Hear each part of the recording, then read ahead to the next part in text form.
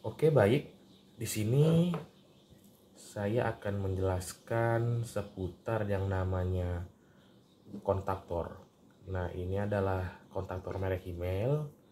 Di sini saya akan menjelaskan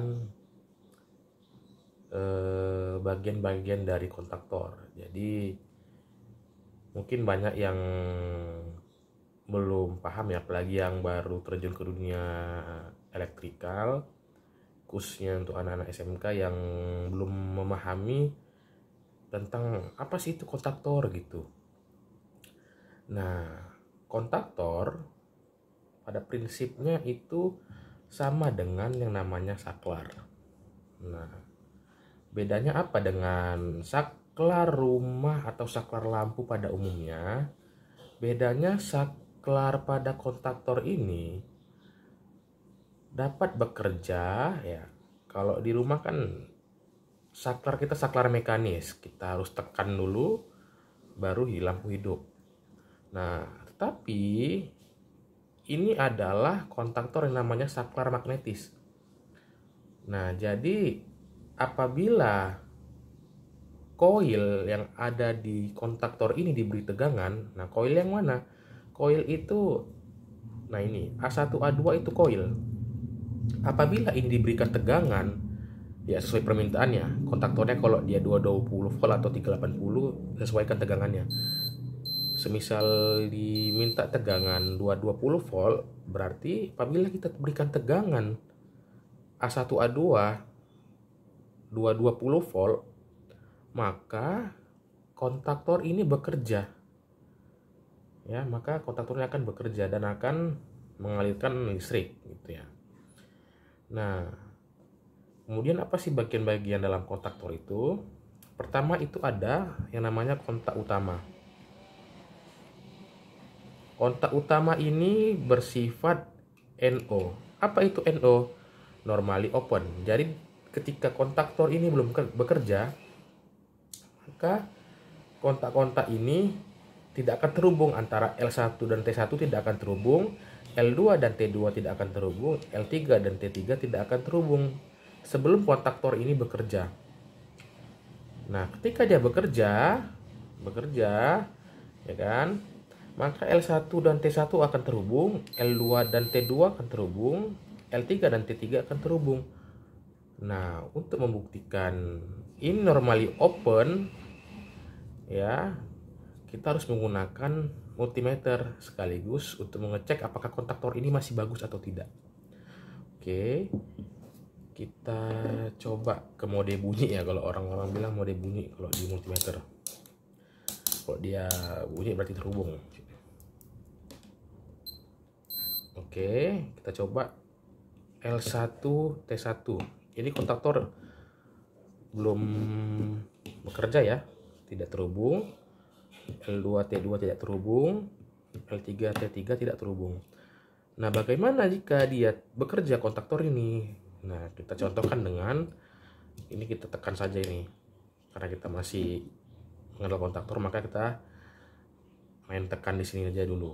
Oke, coba kita tekan. Nah, kan bunyi. Nah, berarti terhubung ketika kontaktor bekerja. Oke, kita coba sebelahnya.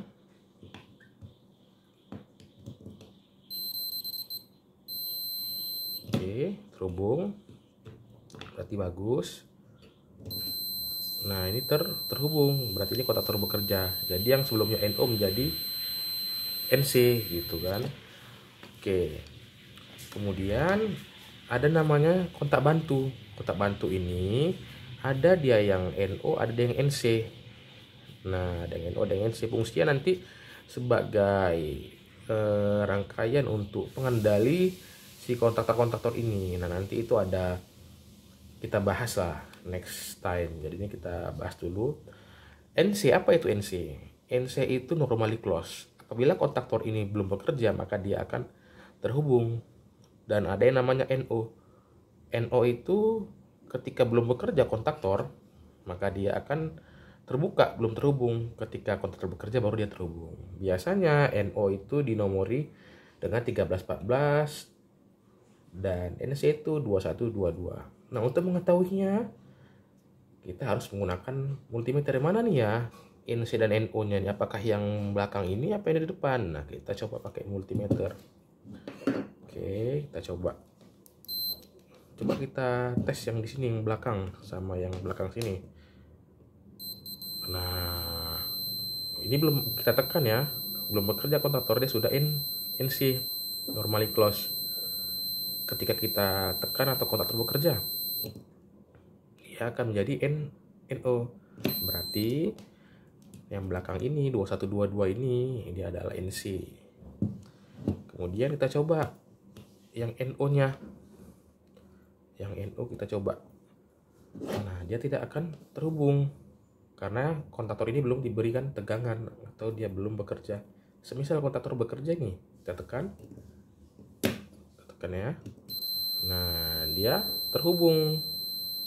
Nah, itulah yang dikatakan normally open dan normally close.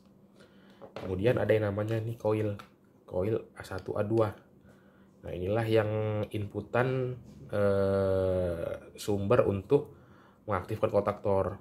Nah, kalau kontak utama ini tadi dia fungsinya untuk sebagai kontak utamanya beban. Jadi apa beban yang mau dihidupkan, semisal motor listrik mau dihidupkan, maka input beban dari breaker masuk kemari. Nah, yang outputnya ini masuk ke motor listrik. Jadi ketika ini bekerja, maka inputan dari breaker akan terhubung ketika bekerja nih. Maka dia akan mengaktifkan motor listrik.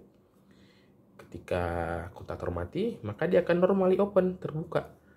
Nah, motor listrik akan mati. Jadi ini fungsinya sama seperti saklar. Bedanya ini saklar yang diaktifkan lewat magnetis ya, magnetis dengan medan elektrik. Nah, dengan memberikan tegangan pada kumparan koil A1 dan A2. Baik, sampai di sini saja tutorial atau pembelajaran tentang kontaktor.